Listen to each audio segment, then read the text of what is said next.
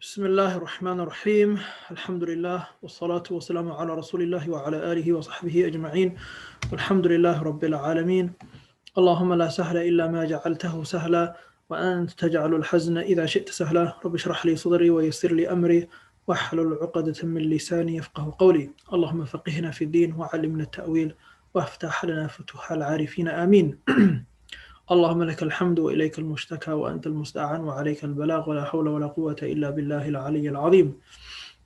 Assalamu alaikum wa rahmatullahi wa barakatuh. Welcome once again and welcome to another episode of the Quranic series in the month of Ramadan. So in this section or in this episode we're going to be discussing a few things related to the teacher and the student, inshallah. The author, he mentions وَنَفَعَنَ اللَّهُ بِعُلُومِهِ فِي الدَّارَيْنِ آمين. May Allah enable us to benefit from His knowledge. Imam Nawawi, he mentions in his book At-Tibyan في أدب حملة القرآن, he says وَيُقَدِّمُ فِي تَعْلِيمِهِمْ إِذَا ازْدَحَمُوا الْأَوَّلَ فَالْأَوَّلُ فَإِنْ رَضِيَ الْأَوَّلُ بِتَقْدِيمِ غَيْرِهِ قَدَّمَهُ. So the author, he says, when it comes to registration for learning the Quran, the author, he says, the teacher should always have a policy in place where there's a first come, first serve. That's how it should be. So first come, first serve basis should be the policy in which a teacher should always operate when it comes to those who wish to learn the Quran from him or from her. And then he says, فَإِنْ رَضِيَ الْأَوَّلُ بِتَقْدِيمِ غَيْرِهِ قَدَّمَهُ. However, if one of the people or one of the applicants has given their permission to be able to give precedence to somebody who came after them, then that's fine, and that student, whomsoever they wish, can be given precedence, because that's a right that they're forfeiting at the end of the day. Although they came before, they are more than happy. If they're more than happy with somebody who came after them to precede them in the registration process, then that's absolutely fine. Or even not just in the registration process, but also when it comes to having the rights of being a student and learning from the teacher and being placed in a class or in a type of regime, that's fine. وينبغي أن يظهر لهم البشرة وطلاقة الوجه. So the author says it's very important for the teacher to be able to showcase or show the students, or to give them a type of welcoming in which he or she welcomes them with good news, a smiling face, being concerned over their well-being. وَيَتَفَقَّدَ أَحْوَالَهُم, meaning that the teacher should be one who is concerned with the welfare of his or her students. وَيَسْأَلَ عَمَّنْ غَابَ مِنْهُمْ, and if there's anybody who's missing during a class or a teaching session, the teacher should ask about how they're doing. So anybody who's absent, so how are they doing? To inquire what's going on with them. Are they okay? Is everything fine? What's happening? How's their situation? This shows the level of concern that a teacher should have for a student. And it also shows a type of mercy and kindness and consideration that one gives to somebody else. Someone's absence, it has an impact on the class and should have an impact on the teacher. So the teacher should make it known that this person's absence has a personal impact on him or her as well, because that's giving the student a level of importance. It's giving the student, encouraging the student to want to learn more, knowing that they're important. So it's very important to also give that due consideration also to the students. Unfortunately, there are some teachers who don't even care. So if a student comes, or if they're present or they're not present, it's as if though it's the same thing. The teacher doesn't really have any care in the world, and this is something which shows, unfortunately, a lack of, acting upon a lot of these, qualities that that's usually discussed, especially these Quranic qualities and the qualities that it takes to be a teacher. So there's a really high standard, especially when it comes to learning the Quran. The Quran is the revelation. So the revelation in itself is wahy, it's revelation. Therefore, it has an important level of respect that should be given to it and that should be afforded to it.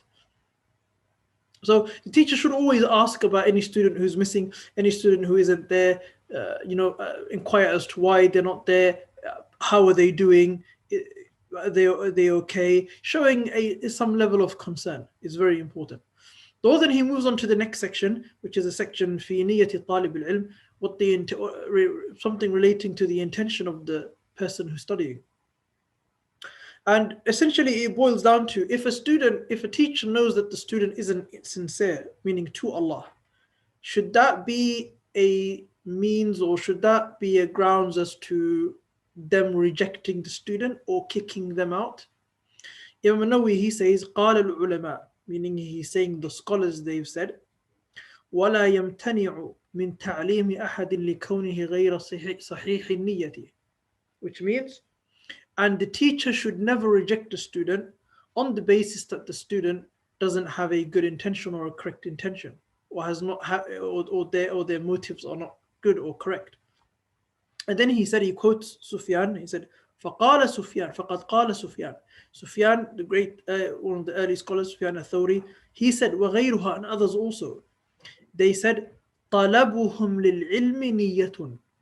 The fact that they are learning something and they're seeking that knowledge of Quran in of in itself, their presence, that in of in itself is an intention. That is an acceptable intention. And then he quotes a famous statement that was made by many of the other scholars, has been attributed to many of the scholars of the past, also been attributed famously to Imam al-Ghazali. وقالوا, it's been said, طلبنا العلم لغير الله تعالى فأبى أن يكون إلا لله. Which means some of the scholars of the past, they would say, and this is speaking about their own journey to learning and their own educational journey is in the Islamic sciences, that their initial intentions or motives wasn't really for Allah's sake. So they said طلبنا العلم, in the beginning we sought knowledge but not for Allah's sake. But then فأبى أن يكون إلا لله, the knowledge refused that it should be the knowledge refused, فأبى, it refused, and it should only be for Allah. فأبى أن يكون, and the knowledge refused that it be for any other than Allah, and it should only be for Allah. So this famous story of Imam al-Ghazali, in which he mentioned during when he became an orphan, him and his brother became an orphan at a very young age. When they were both very young, and the one whom was entrusted into taking them in his custody wasn't really wealthy, was himself very poor, and he exhausted as much resources as he could on Imam al-Ghazali and his other brother Ahmed. So Muhammad is Imam al-Ghazali and Ahmed was his brother, and he advised them to go to a madrasa, because in those days, it was unlike today. I mean, maybe this exists in some countries, some Muslim countries, but in those days, by enrolling in a madrasa, you would get free food, you'd get, you get free clothes, you'd have a place to stay. It kind of alleviates somebody from, a horrible level or horrid level of poverty. So it gives a person, their daily, so they'll have their daily sustenance. So in the beginning, Imam al-Ghazali, when he recollects this incident, he said, in the beginning, we didn't really do it for wanting to learn anything in the madrasa. We were doing it because we just wanted a place to stay, we wanted free food. And so he said, طلبنا العلم لغير الله. We sought knowledge really for other than Allah. But later on, the experience changed. فأبى أن يكون إلا لله. But the knowledge refused, except that it should be for Allah's sake. The knowledge refused that it should be except for Allah. I mean, the knowledge should only be for Allah. That's a statement that's made by a famous statement, scholarly statement. It's attributed to many scholars, amongst them Imam al-Ghazali, and it's mentioned by Ibn Abdul Barr also in his book Jami'u Bayan al-Ilm wa Fadlihi. It's also mentioned by Al-Khatib al-Baghdad in his book Al-Jami'u li Akhlaq al-Rawi. So it's narrated by Ma'amir bin Rashid and many others. So it goes to show you that the student, even though there's a student who might not really, or might very clearly show that they're not interested, or they're not really there to learn anything, or they're not they're not, or it shows that they do want to learn but not really for the correct reasons or for the right reasons. That's not a grounds to suspend or to remove the student. Rather, they should continue teaching them, inshallah, and hopefully, inshallah, pray and hope that Allah subhanahu wa ta'ala opens their hearts to learning the Quran for the right reasons. The author, he says, معناه, meaning this statement that we mentioned by the scholars, what it means is كان عاقبته أنصار الله تعالى, meaning at the end, these great scholars, their intentions changed, meaning at the end it became for Allah. Their reasonings changed. You can come into something, into an issue in the beginning being void of any motive or any intention, but you find yourself, in the action or on the journey, and that's sometimes how it is for many people. The author continues and he says, فصل في آداب المعلم.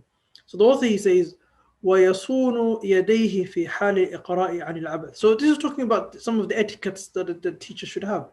So he says the teacher, once they're teaching the Quran, or in the standard that they should have for teaching the Quran, he says ويصون يديه في حال الإقراء عن العبث. When the teacher is there in the class, he or she should protect their hands from doing anything or from fidgeting. Okay, there's an important level. There's an important level or an amount of focus that should be present. So وَيَصُونُ يَدَيْهِ فِي حَالِ الْإِقْرَاءِ عَنِ الْعَبَثِ. So the teacher should prevent their hands from fidgeting, especially whilst they're in the class, especially during the time in which there's recitation of Quran happening. Either the teacher is reading Quran to the student, or the student is reading Quran to the teacher. وَعَيْنَيْهِ عَنْ تَفْرِيقِ نَظَرِهِمَا مِنْ غَيْرِ حَاجَةٍ. And the teacher should also avoid, gazefully wandering, or looking around without there being a need to, because it doesn't show, it doesn't indicate that the teacher is present with the student. So this is something which is also very important, in that there's a certain amount of attention that should be given to the student who's being taught the Quran also. So the teacher should also show this, in the outward reality should manifest this. So the teacher should kind of avoid doing certain things like fidgeting, looking around for no reason, all of these things. Especially min ghayri hajatin, the author, he says, if there's no need to. If there's a need to, then that's something completely different. If there's no need to, then the teacher should avoid that. The author, he says, وَيَقْعُدُ عَلَى طَهَارَةٍ مُسْتَقْبِلِ الْقِبْلَةِ. Obviously, these are things that the author is mentioning, things that the teacher does not need to do. But if a teacher wants to have barakah or blessings in their teaching, then these are things that they should try and do. Like, for example, وَيَقْعُدُ عَلَى طَهَارَةٍ مُسْتَقْبِلِ الْقِبْلَةِ. The teacher should sit down in a state of purification. So they should be in a state of wudu, state of tahara, مُسْتَقْبِلَ الْقِبْلَةِ, and facing towards the qibla. وَيَجْلِسُ بِوَقَارٍ. And they should sit down in a state of serenity. So calm. They should be in a calm aura, okay, a serene aura in the class. So it shouldn't be too much fidget. It should be a level of calm, okay, a peaceful, tranquil calm in the class. وَتَكُونُ ثِيَابُهُ بِيضًا نَظِيفَةً. They should come with good clothes. So the author, he specifically said they should wear a white garment which is very clean. So they're giving respect to the occasion. So the occasion is very important. وَإِذَا وَصَلَ إِلَى مَوْضِعِ جُلُوسِهِ صَلَّى رَكَعَتَيْنِ قَبْلَ الْجُلُوسِ. He says, Imam an-Nawawi, and when the teacher reaches the place in which they often teach, in the place, their sitting place, they should pray 2 units of prayer, رَكَعَتَيْنِ قَبْلَ الْجُلُوسِ, before they sit down. So it's a good practice that they should pray 2 units before they sit down at the place in which they are going to either be reciting Quran or reading Quran, or both, or listening to Quran, or both. The author, he says, سواء كان الموضع مسجدا أو غيره. Because it's the same whether the place in which they are is in a masjid or outside of a masjid.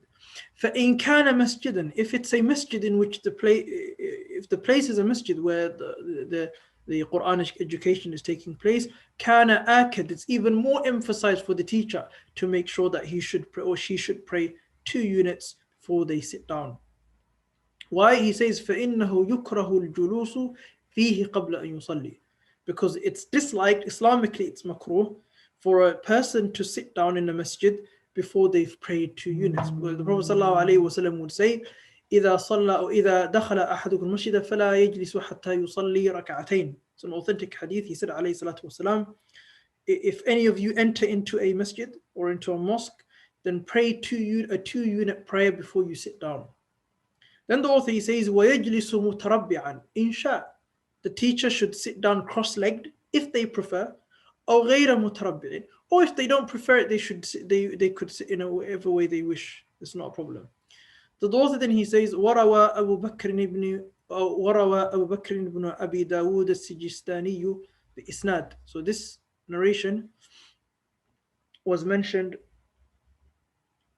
with an authentic chain that was transmitted from Abdullah ibn Mas'ud, the great Sahabi, in which it was said, أن عبد الله بن مسعود رضي الله عنه كان يقرئ الناس في المسجد جاثيا على ركبتيه, which is that Abdullah ibn Mas'ud, he would attend the lessons, so he would convene a lesson in the masjid, and he would be sitting on his knees, radiyallahu anhu. So this was a preferred method of sitting according to Abdullah ibn Mas'ud. If a person wants to sit like that, they can sit like that, or they want to sit cross-legged, they can do that also. So that's absolutely fine.